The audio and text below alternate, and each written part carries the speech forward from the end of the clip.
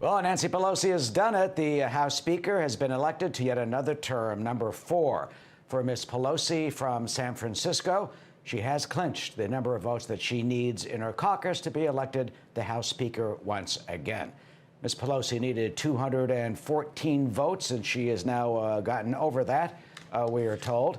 2 Democrats, at least so far, according to our accounting, voted for 2 other Democrats and not for her. One of those was Connor Lamb, that young congressman from western Pennsylvania, right outside of Pittsburgh. He did not vote for Ms. Pelosi the last time. So she has a very few handful numbers of Democratic opponents in her caucus. There are some wondering now with her election, as well as with Vice President Joe Biden becoming the president-elect and set to assume the Oval Office on January 20th, whether or not the Democratic caucus will be moved much more to the left and a progressive area in terms of the pressures that Ms. Pelosi and the rest of her party will feel. That is yet to be seen and yet to come.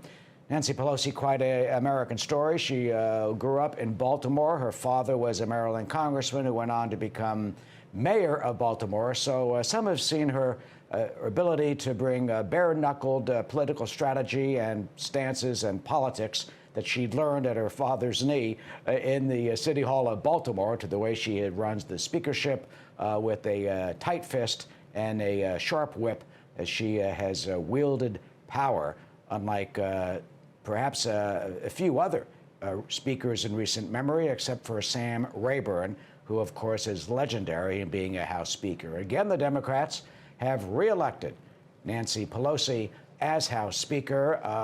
Chad Pergram is standing by in the Capitol to give us the very latest on this reelection. Chad, how did it go? You there?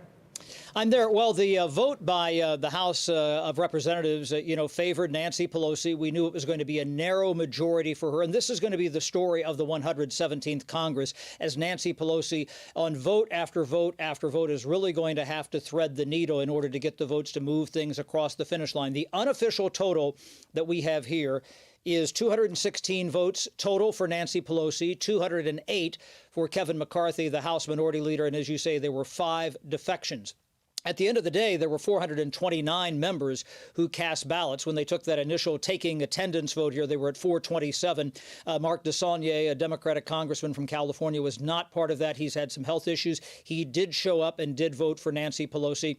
Here are the defections. There were 3 members who voted present, all moderates starting their second term. Mikey Sherrill from New Jersey, Abigail Spanberger from Southern Virginia, and also Alyssa Slotkin, who voted present 2 years ago. She voted present today. They all 3 voted present today. The 2 defections, as you say, who voted for somebody else by name, Jared Golden, a moderate Democrat from Maine, he voted, against Nancy Pelosi 2 years ago. He voted today for Tammy Duckworth, the Democratic senator from Illinois. And you also had Connor Lamb, who voted for Hakeem Jeffries, the chair of the Democratic caucus.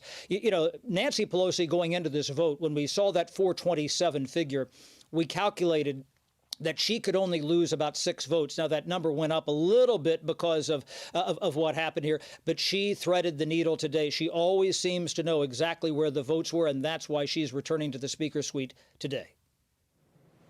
Yeah, what is the thinking, Chad, behind some of those people, the handful who voted against her? I mean, you're bucking your party, you're bucking the power that be. In Maine, that has been a swing district, for example, and Connor Lamb, snatched part of a district from a Republican at one point. What's behind their thinking? Tilting at windmills or what?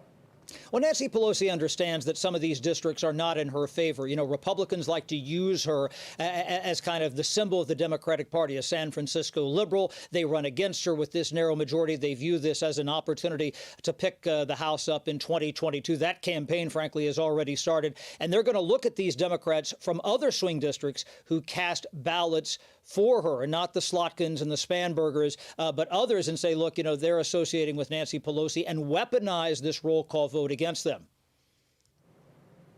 All right, Chad, terrific work as always. You explain it like nobody else does, and we'll get back to you as soon as we get another development. Chad Program on Capitol Hill.